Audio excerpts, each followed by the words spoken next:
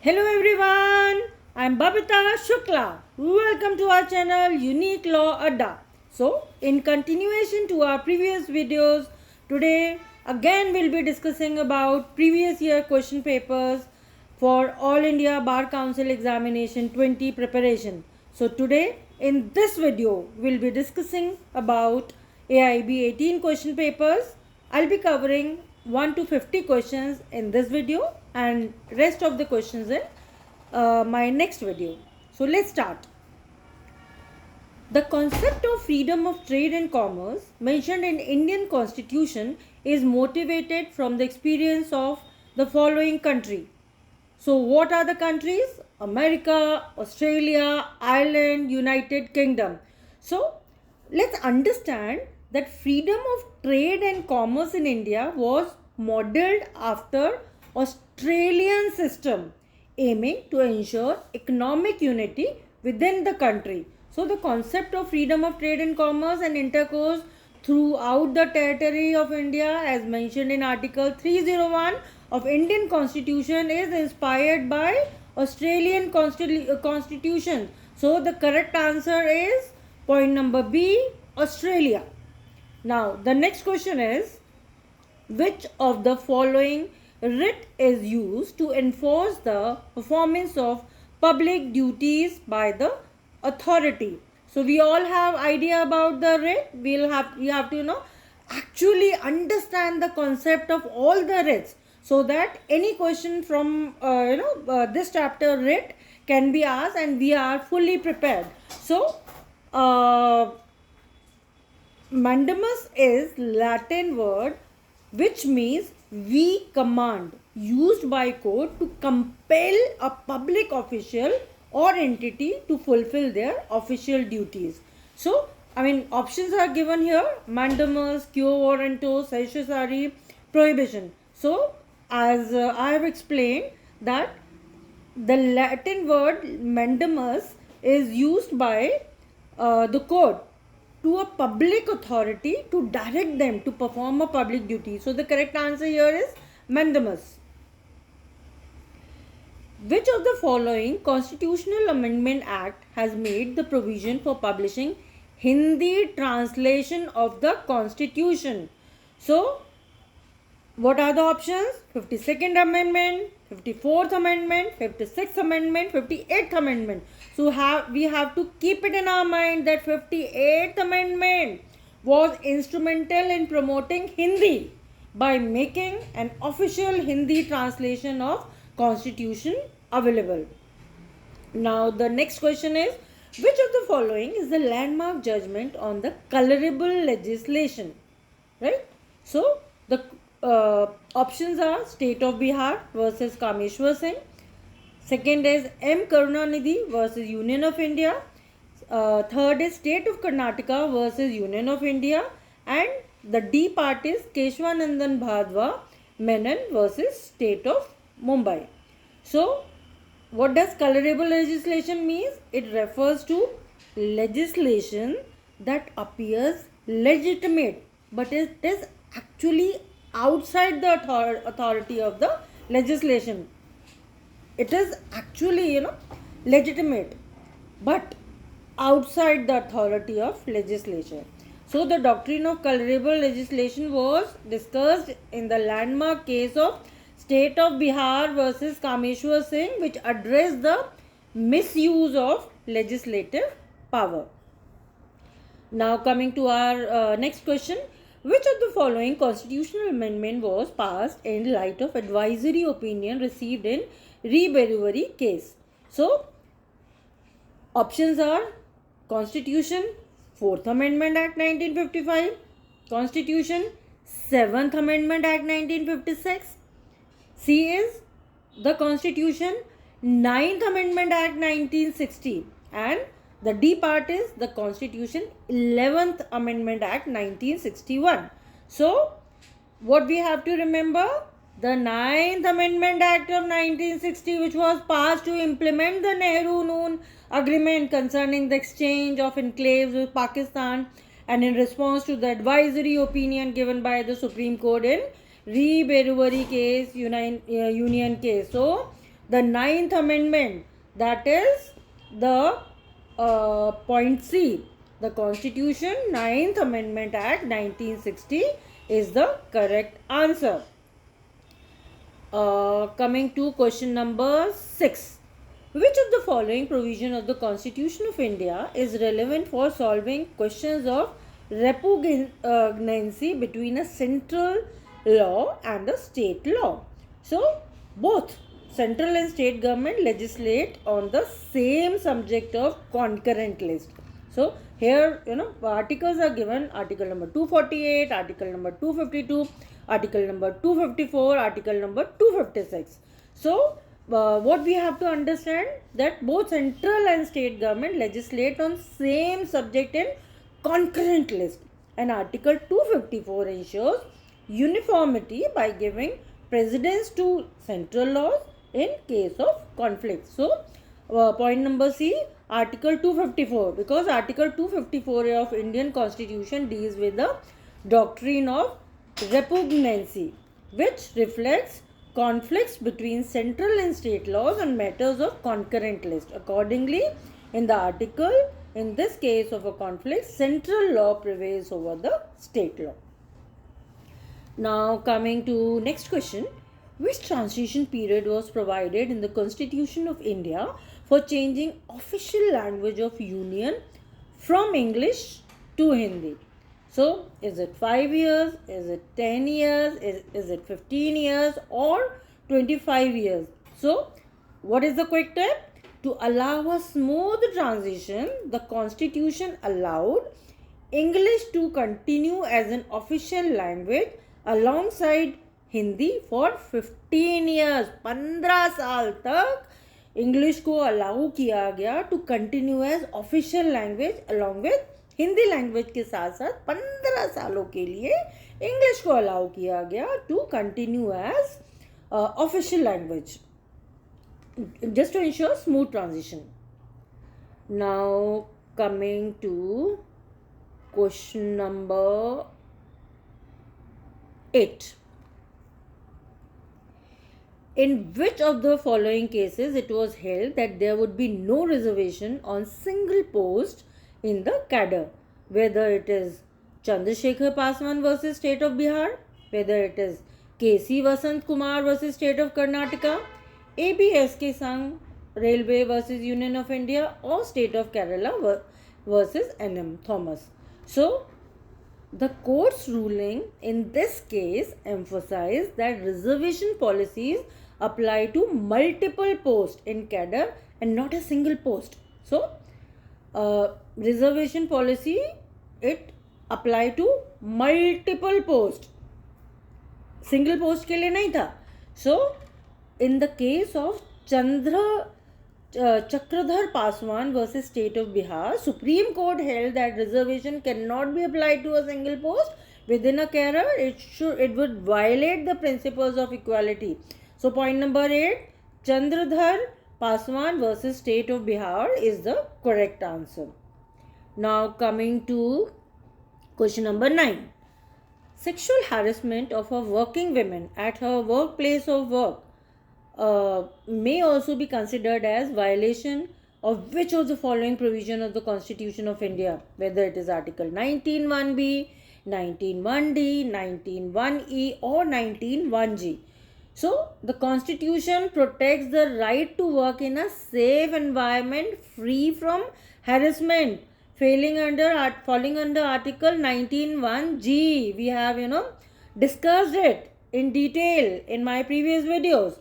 So, Article 19(1)(g) of the Indian Constitution provides the right to practice the profession or to carry out occupation, trade or business. Sexual harassment at the workplace infringes on this right, affecting a woman's freedom to work in safe environment. So, Article number 19(1)(g) is the correct answer. Point number D is the correct answer here. Now coming to question number 10.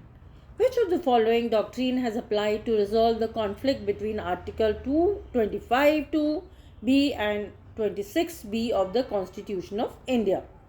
Whether it is doctrine of harmonious construction, doctrine of casus omissus, doctrine of liberal interpretation, doctrine of pith and substance. So harmonious construction allows different constitutional provisions to be interpreted without conflict, ensuring cohesive application. So here the correct answer will be doctrine of harmonious construction, that is point number A. Why? Because the doctrine of harmonious construction is used to resolve conflict between different provisions of the constitution. By interpreting them in a way that allows them to coexist. They can exist in the manner they exist. And this doctrine, harmonious construction, as the name indicates, harmony, harmony, just to get the harmony created, nothing get disturbed, and this doctrine is used to resolve the conflicts between different provisions of the constitution. Question number 11. In which of the following situation Indian Penal Code 1860 may not apply? An offence committed by Indians outside India, an offence committed by any person on any ship registered in India, any person committing offence targeting computer resource located in any other country. Options are point number 1 only, point number 2 only third, only first and second. So the quick tip here is that IPC applies to certain extraterritorial offences, but offence targeting computer resource outside India may require application under the IT Act. So here only point number 3, that is any person offence targeting computer resource located in India. So only this, in this situation only IPC 1860 may not apply. Now coming to question number 12. How many types of punishment are currently existent under IPC 1860? How many punishments are there? So IPC categorizes punishment to compass a range of penalties suitable for various crimes. The IPC 1860 provides for 5 types of punishment. What are those punishment? Death, imprisonment for life, imprisonment rigorous or simple, forfeiture of property, and fine. So there are 5 types of punishment. Let's by heart. Death is the first punishment. Second is jail हो गई, imprisonment for life हो गया, imprisonment rigorous imprisonment हो गया या simple हो गया, forfeiture of property, आपकी property को forfeit कर लिया गया, and obviously monetary terms में fine लगा दिया गया. Now coming to question number 13. A and Z agrees to fence with each other for amusement. अपने amusement के लिए उन्होंने agree किया to fence with each other. In the course of such fencing, while paying fairly, A hurts Z severely. A ने Z को severely hurt कर दिया. Which of the following offence is committed by A? Hurt किया, attempt to murder किया, grievous hurt किया, कोई offence नहीं किया. Because under Indian law, consent to participate in a lawful activity, दोनों का consent था to participate in lawful activity. It reduces liability for unintended injuries during the activity. आप दोनों ने agree किया था, A और Z ने agree किया था to fence, और उस बीच में चोट लग गई, so there is no offence. Point number 2 is the correct answer. In which of the following situations right of private defense cannot extend to causing death? Whether in case when assault is causing apprehension of murder, in case when assault is reflecting intention of committing rape, in case when assault is reflecting intention of causing simple hurt, in case when assault is reflecting intention of gratifying unnatural lust. So what we have to understand, the right of private defense to cause death, right of private defense to cause death, अपने private defense के लिए की वजह से death हो गई, applies only in extreme cases such as apprehension of serious harm. तभी हम कह सकते हैं कि right of private defense exist करता है. So private defence can not exist to causing death. So point number C is the correct answer. In case when assault is reflecting intention of causing simple hurt. Simple hurt अगर cause करने का intention है तभी apply होता है, because अगर extreme case हो such as apprehension of serious harm तब अप्लाई नहीं होता है. Right of private defense extend to causing death only in case where there is a reasonable apprehension of death, grievous hurt, rape, unnatural lust, kidnapping or wrongful conflict. So point number C, in case when assault is reflecting intention of causing simple hurt. Now, which of the following section of the Indian Penal Code 1860 the word benefit does not include pecuniary benefits? Pecuniary means monetary जिसमें involve हो ना. Section, so which is that section? Section 89 benefits employees being well being rather than monetary advantage. जहाँ पे section 18 में होता है benefit of well being, monetary advantage नहीं होता है. Section 89 of IPC pertains to the act done in good faith for the benefit of a person under 12 years or of unsound mind without pecuniary benefit. The term benefit here refers to well-being, not financial gain. So point number A, section 89 is the correct answer. Question 16th. X intentionally pulls up a woman's veil without her consent. उसका veil ऊपर उठा दिया without her consent, intending to annoy her. So as per Indian Penal Code 1860, which of the following offence he has committed? Hurt किया है, criminal offence किया है, assault किया है या grievous hurt किया है. So criminal offence involves intentional use of force. उसने जबरदस्ती किया, intentional use of force to cause annoyance or harm. यहाँ पे annoyance है या उसको harm, उसकी self respect को harm किया है, even without causing a physical injury. Physical injury नहीं की, but उसकी self respect उसको अनॉय करने के लिए किया है. So the correct answer is point number B, it is criminal force.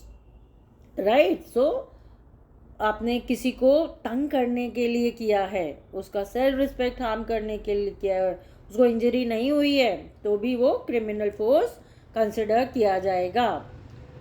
Coming to question number 17. Which punishment is prescribed under the Indian Penal Code 1860 for a person who maims any minor in order to such that minor may be used for the purpose of begging. Begging के लिए minor को use किया गया. So maiming a minor for exploitation in begging is a serious crime under IPC, warranting the highest level of punishment. So what options are given? Imprisonment for 5 years, 7 years and fine, imprisonment for 10 years and fine, imprisonment for life and fine. So the correct answer is point number D. Here imprisonment for life is also there and fine is also there, because it's a serious crime that you are maiming a minor for exploitation in begging. So under Article 360A of IPC, maiming a minor for the purpose of using them for begging is a grave offence, punishable with imprisonment of life and fine. X threatens to publish a defamatory libel concerning Y unless Y gives him money. Which of the following punishment may be given to X for the act committed by him as per Indian Penal Code 1860? So what is happening here? Threatening is happening here. So threatening someone for monetary gain through defamation is considered as criminal intimidation under IPC. So imprisonment of 3 years or fine with fine or with both. There has to be either imprisonment of 3 years or with fine, या दोनों दे देगा depending on the situation, because here somebody is threatening for monetary gain through defamation. So point number B is the correct answer.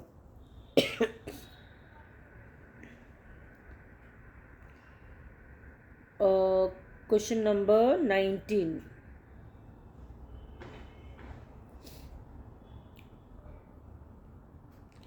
Which of the following sentence is an assistant session judge authorized to pass as per the Code of Criminal Procedure 1973?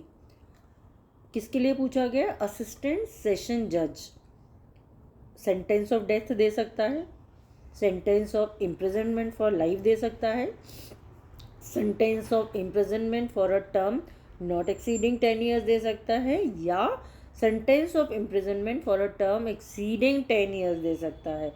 So the power of assistant session जज are limited to sentencing up to only 10 years, unlike higher judicial officer. 10 साल से ज़्यादा session जज की authority नहीं है. So point number C, sentence of imprisonment for a term not exceeding 10 years is the correct answer. Now question number 20.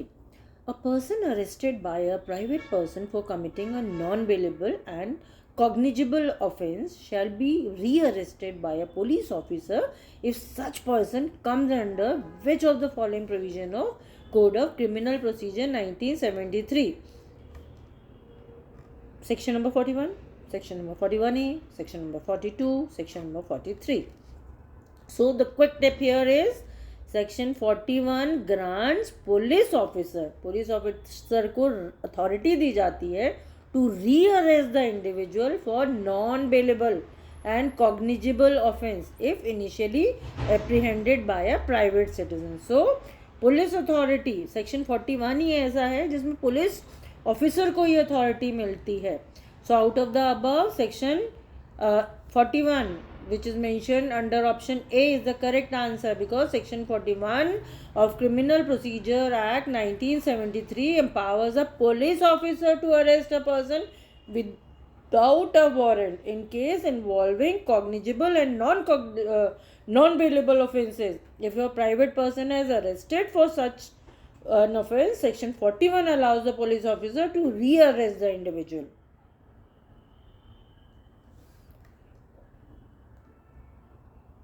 Now question number 21. Under which of the following situation wife is not entitled for maintenance under section 125? It's a very important chapter of HMA, so we have to by heart this particular section is very important. Section 125 of the Code of Criminal Procedure 1973. Options are: husband presumes that wife is living in adultery, B, voluntary wife refuses to live with husband, wife living separately as husband keeps a mistress, wife is forcibly removed from the house. So correct answer here is point number B, wife who voluntarily chooses to live apart without a valid reason is not eligible for maintenance under section 125. She herself has voluntarily chosen to live apart. So why should be, under section 25 it is clearly mentioned that now she is living with somebody else, so she is not entitled for the maintenance. So section B, voluntarily wife refuses to live with the husband. Question number 22. Which of the following procedure is dealt under section 164A of Code of Criminal Procedure 1973? So what is the quick tip here? Which particular section mandate medical examination for victim for sexual assault to aid in evidence collection and care? So it is section 164A of the Code of Criminal Procedure 1973, which pertains to medical examination of a rape victim. The provision ensures prompt medical examination to gather evidence and provide necessary care to victim. So 164 में what is covered? It is clearly mentioned in answer number A, that is medical examination of the victim of rape.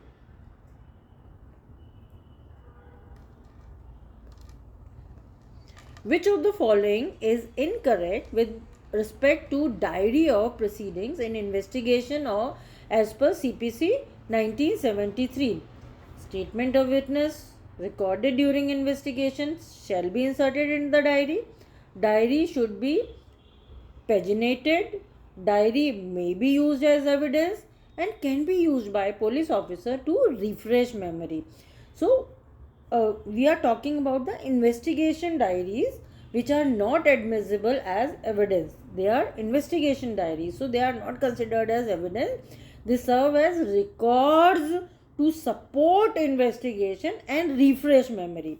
आपके पास वो investigation के लिए diary होती है, उसको आप अपनी इन्वेस्टिगेशन को सपोर्ट करने के लिए यूज कर सकते हो. So point number C, diary may be used as evidence. It is not admissible evidence, but it may be used as evidence. 24.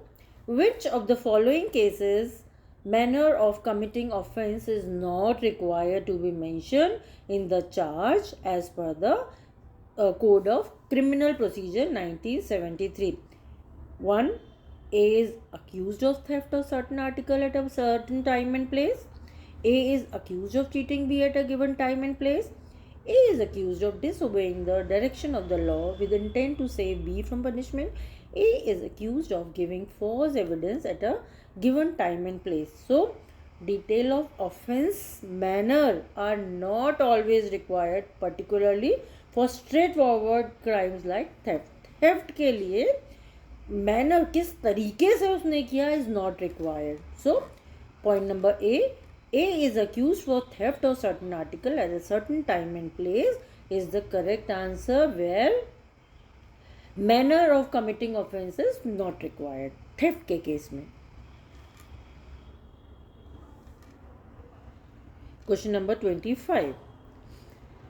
Which of the following offences may be tried summarily as per the Code of Criminal Procedure 1973? Summarily मतलब छोटे तरीके से, quick way में. Offence under section 454 of the IPC, offence under 504 of IPC, offence punishable with imprisonment for term not exceeding 2 years, offence punishable with life imprisonment. So summary trials are suitable for minor offences with lighter punishment to expedite the judicial process. Code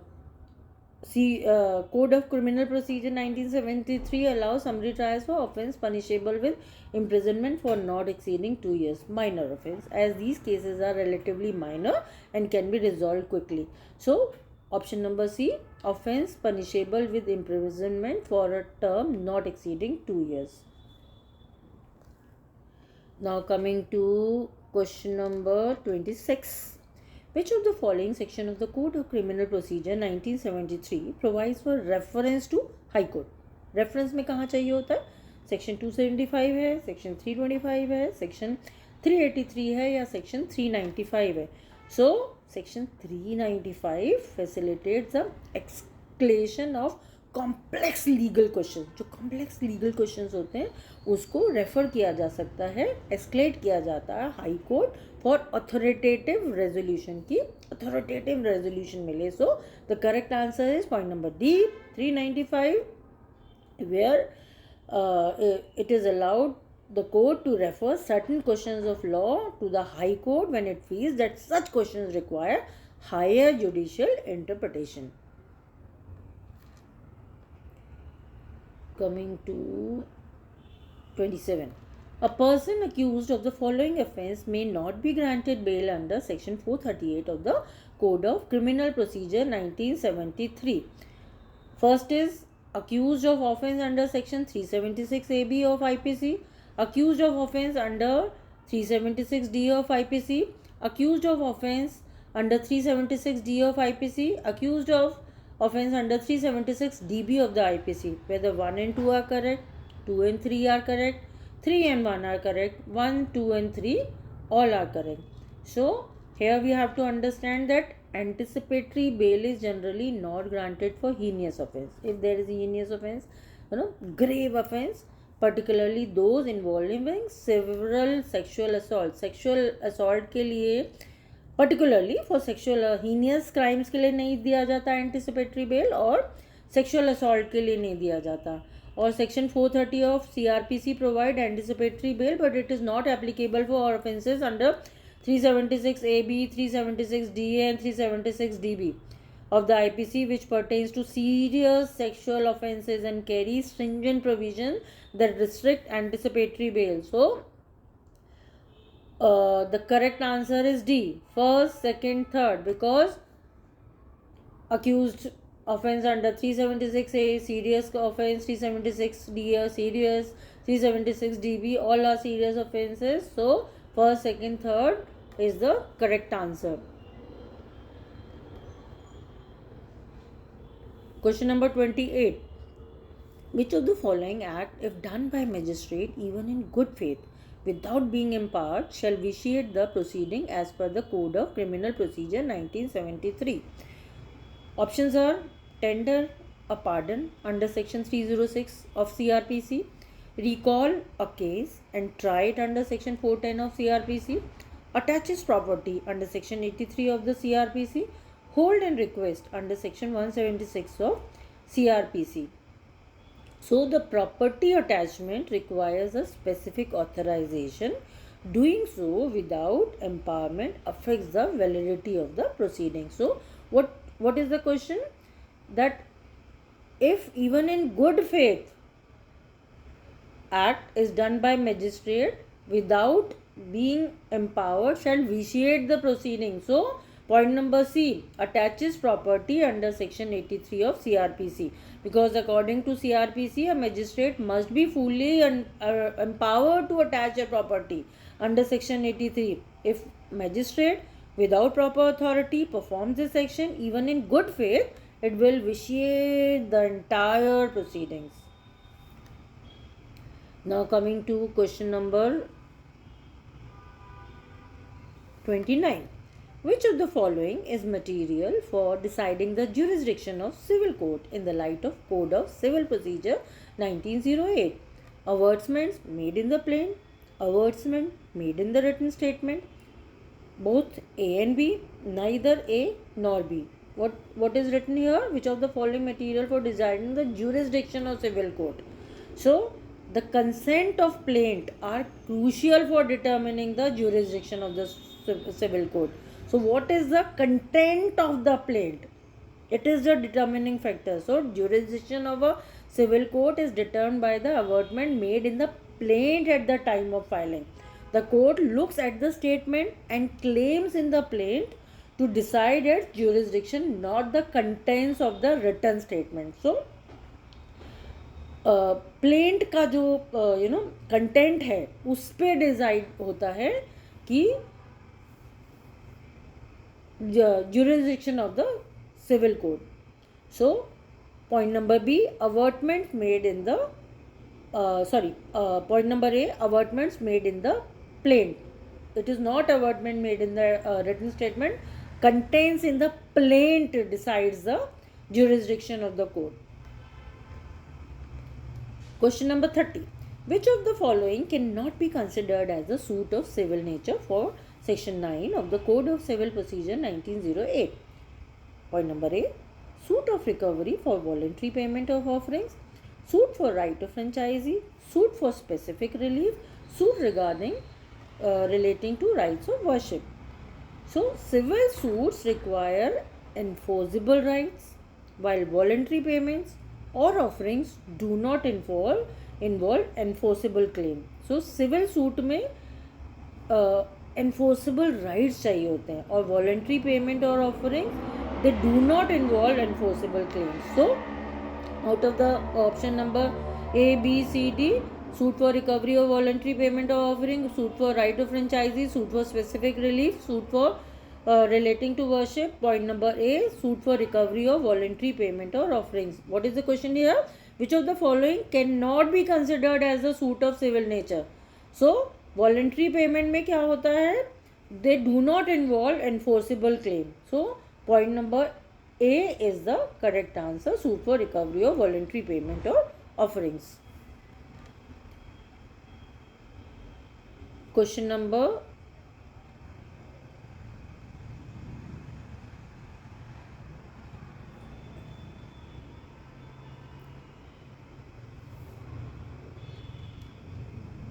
31. Which of the following provisions of Code of Civil Procedure 1908 makes the doctrine of res judicata applicable in representative suits? Whether it is section number 11, explanation 5, Section number 11, explanation 6. Section number 11, explanation 7. Section number 11, explanation 8. So, res judicata in representative suits avoids repetitive legislation by binding all parties represented in initial suit. Initial suit में जो point जो litigation discuss कर दी गई हैं, तो res judicata in representative suits avoids repetition. Res judicata से क्या होता है, जो पहले डिसाइड हो गए उनके ऊपर नहीं आगे सुनवाई होती है.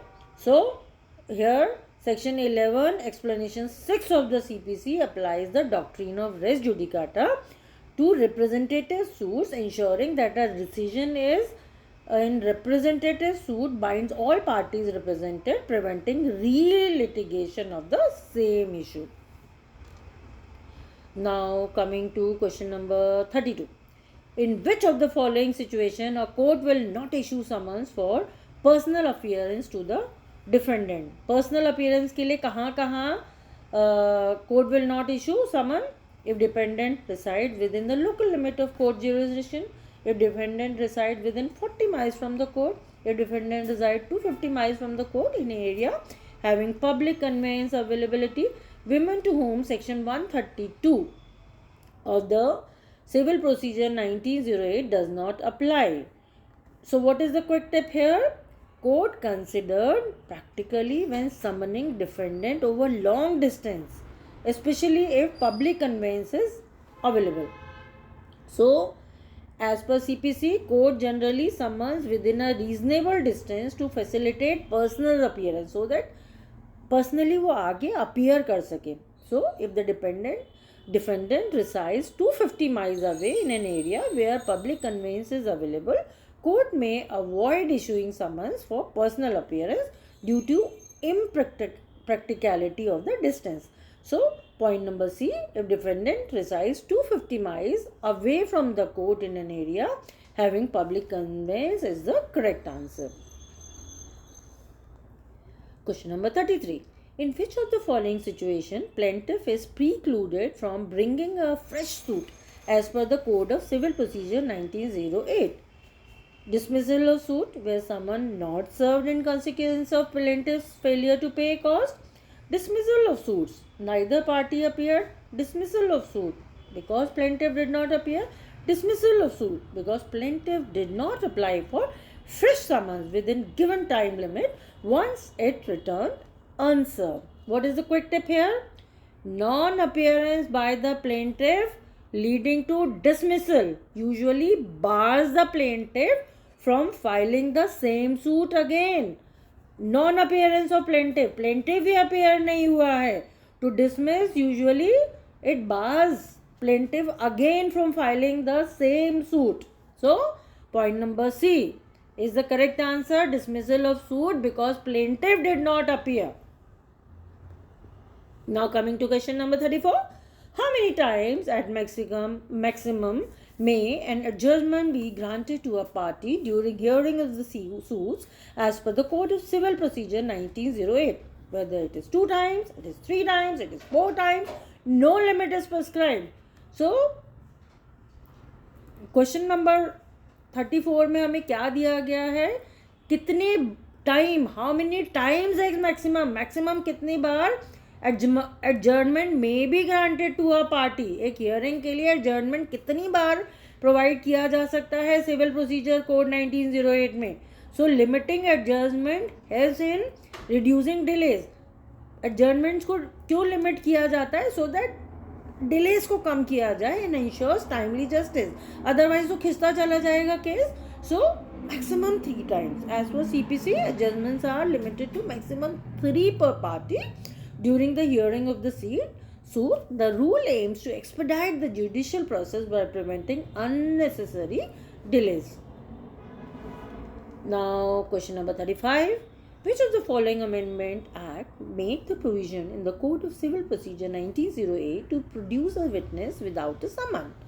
So, Code of Civil Procedure Amendment Act 1976, Amendment Act 1999, Amendment Act 2002, or such provision does not exist.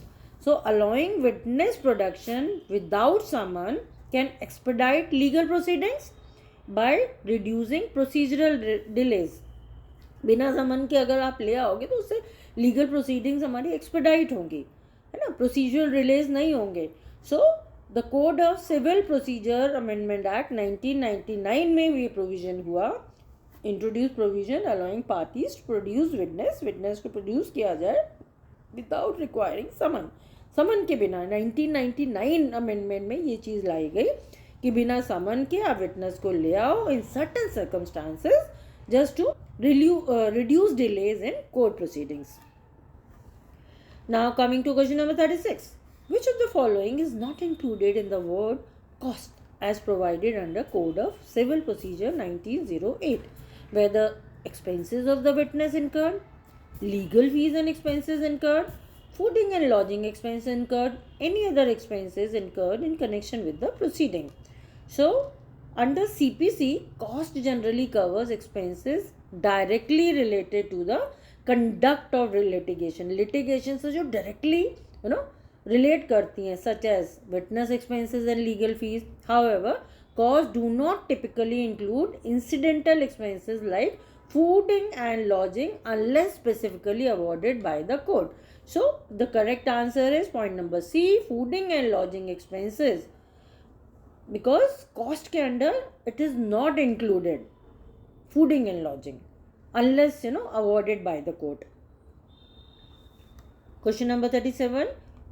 What period is prescribed under the Code of Civil Procedure 1908 for defendant to enter an appearance for filing address for service of notice on him in case of a suit where summary procedure is to be allied? So what is the period prescribed? जिसमें कि defendant to enter appearance for filing address of service of notice on him. So summary procedures required quick responses, hence defendant must respond within 10 days. So point number B, 10 days from the date of receiving the summon. In case where summary procedure is applied under order number 37 of the CPC, a defendant is required to enter an appearance within 10 days from the date of receiving the summon to proceed with the case. Now question number 38. Under which of the following provisions of the Code of Civil Procedure 1908 the appellate court may remit an issue for trial to lower court?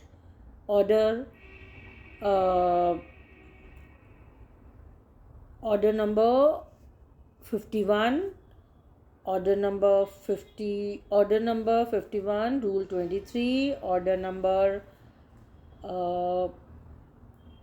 23A, rule number 24, rule number 25. So the correct answer will be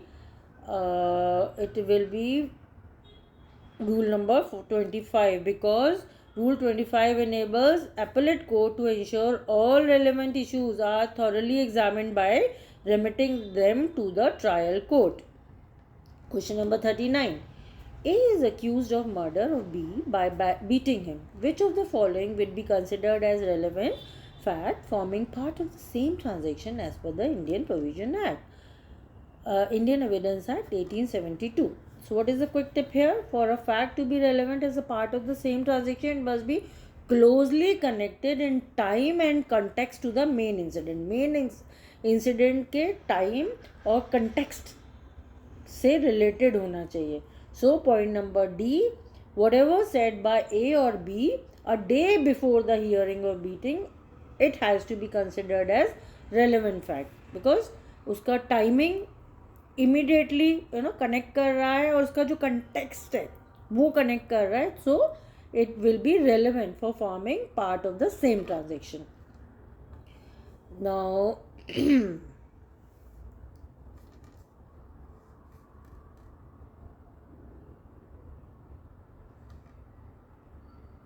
A is accused of murder of B by beating him. Which of the following will not be considered as relevant fact? So we have understood the time and context should be matched here. Which of the following provision of Indian Evidence Act 1872 says that the confession to a police officer shall not be proved against him, whether section 24, 25, 26, 27. So confession to police officers are not admissible in court under section 25, ensuring confessions are made voluntarily and in a fair setting. Section 25 of the Indian Evidence Act 1872 provides that a confession made to a police officer is inadmissible as evidence against the person making the confession to prevent abuse of authority and ensure fair trial. So, option number B, section 25 is the correct answer. Under which of the following provision of Indian Evidence Act 1872 dying declaration, मरते हुए, may be admitted as evidence? So dying declarations are considered reliable under section 32 as the declarant has little reason to be untruthful in such circumstances. मरते हुए आदमी झूठ नहीं बोलता है ना? So article 32 point number C is the correct answer. Section 32 of Indian Evidence Act 1872 allows the admission of a dying declaration as a evidence, considering it is credible as it is made by a person who believes they are about to die and thus has no motive to die, right? Like झूठ बोलने का कोई उसका motive नहीं होता मरते हुए time, तो डाइंग डिक्लेरेशन सेक्शन 32 के अंदर उस पर्सन का एडमिसिबल होता है. Which of the following is correct according to Indian Evidence Act 1872 pertaining to proof of contents of the documents? So, contents of the document shall be proved by primary evidence. Contents of the documents may be proved by secondary evidence. Contents of the documents may be shall be proved by both primary and secondary evidence. Contents of the documents may be proved either by primary or secondary evidence.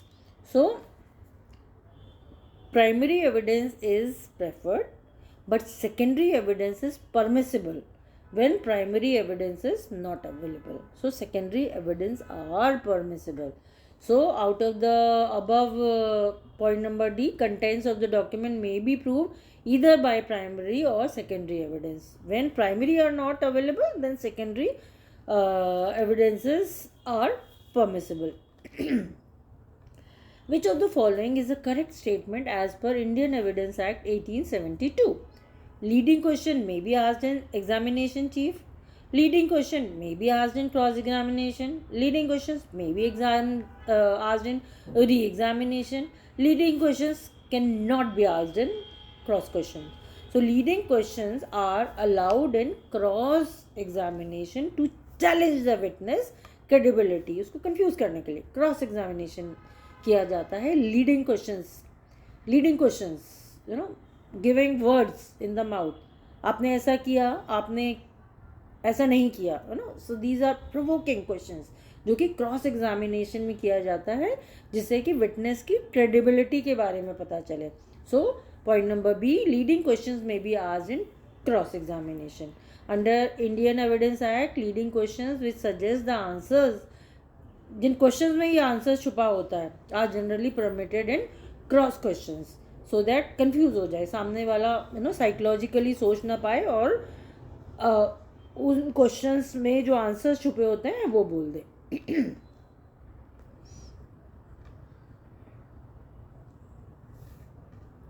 Question number 44. In which of the following case did Supreme Court of India clarifies the admissibility of electronic record as evidence? Point number 1. Anwar PV versus PK Bashir, State of Haryana versus Jai Singh, State of Maharashtra versus Natwar Lal Damodaran Sodhi, State of Punjab versus Jagir Singh. So, Anwar PV case establishes guidelines for electronic evidence, emphasizing adherence to section 65B. In Anwar PV versus PK Bashir case, Supreme Court clarified the requirement of admissibility of electronic records as evidence, stating that electronic records must meet specific criteria outlined under section 65B of the Indian Act. So point number A, PV versus PK Bashir is the correct answer. Question number 45. Which of the following is incorrect statement in the light of Indian Evidence Act 1872? Confession always goes against a person making it. Admissions are conclusive as to matter admitted. Admissions may be operated as an estoppel.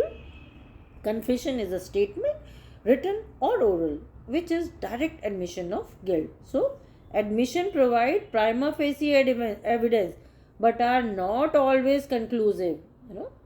So they can be contested in court. So option number B, admissions are conclusive as to the matters admitted. So because admissions are not always conclusive proof of the matter admitted, they can be rebutted.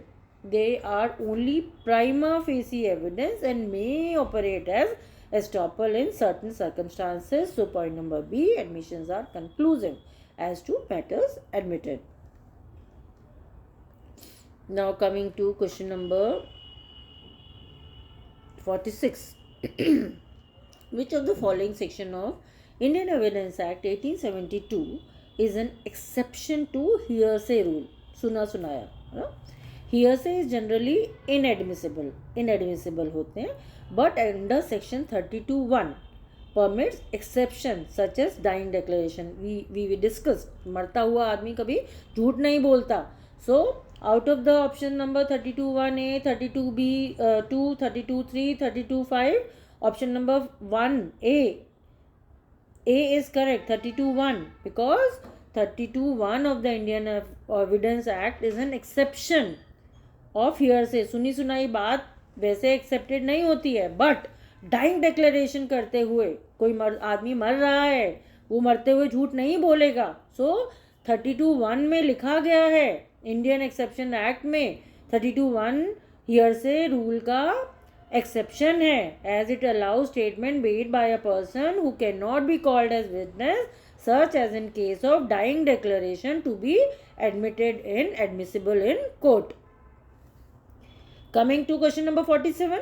Which of the following is not a recognized alternate dispute resolution mechanism under Code of Civil Procedure 1908?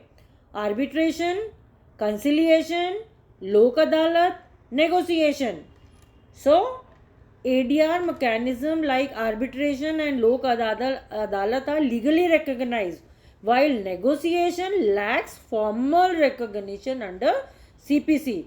Negotiation, although ADR mechanism को legally recognize किया गया है, but negotiation lacks formal recognition under CPC.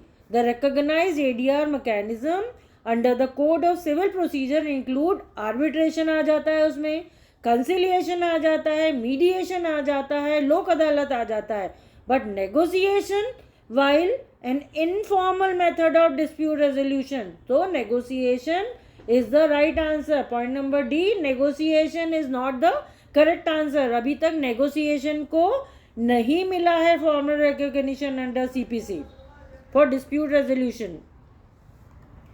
Coming to point question number 48. Which of the following is incorrect statement with respect to Lok Adalat? No court fees is allowed in Lok Adalat. Lok Adalat can deal with all civil and criminal matters. Award of Lok Adalat is a deemed decree. No appeal against the award of Lok Adalat is allowed. So Lok Adalat किस पे focus करता है? On amicable resolution and cannot handle serious criminal cases. जो amicable resolutions होते हैं उन्हीं पे लोक अदालत अपने डिसीजन दे सकता है. Serious criminal cases that are not compoundable can not be handled by should not be handled by the lok adalat. So lok adalat can deal with all civil and criminal matters. Lok adalat primarily handles civil, matrimonial and compoundable criminal cases. They cannot deal with all criminal matters, especially non-compoundable offense. This makes statement be incorrect because they have asked incorrect कौन सा है, तो इसमें लोक अदालत can deal with all criminal matters, और वो भी नॉन कंपाउंडेबल को लोक अदालत कभी भी नहीं हैंडल कर सकता. Question number 49, which of the following is incorrect with respect to arbitration agreement as per Arbitration and Conciliation Act 1996. Arbitration agreement may be written as well as oral. Arbitration agreement may be in form of specific agreement. Arbitration agreement may be in form of arbitration clause in a contract. Arbitration agreement may be for all certain disputes which may arise between the parties. So, for validity, arbitration agreement must be documented in writing. Oral agreements are not enforceable under the Act. So, arbitration agreement may be written as well as oral is the incorrect answer, because oral का कोई validity नहीं है. It is not enforceable. Every agreement should be in written. Coming to our last question of this video, in which of the following circumstance an arbitrator may not be challenged as per the Arbitration and Conciliation Act 1996? When a justifiable doubt as to independence arises, when a justifiable doubt as to impartiality arises, when he possesses the qualification agreed by the party, or when he becomes ineligible as per the 7th schedule of the Act. So, the agreed qualification of an arbitrator cannot be grounds for challenge unless other doubts exist about impartiality or eligibility. Right? So, the correct answer is option number C, when he possesses the qualification agreed by the party. Because arbitrator cannot be challenged merely for possessing the qualification agreed upon by the parties. Challenges are valid when there are justifiable doubts regarding the arbitrator independence, impartiality or eligibility as per 7th schedule. So, option number C, when he possesses the qualification agreed by the party. So, this is all for today. Thanks for watching. Do subscribe to my channel. Thank you. We'll meet again in our next video to discuss the remaining part for the question papers of All India Bar Council Examination 18. Thank you so much for watching.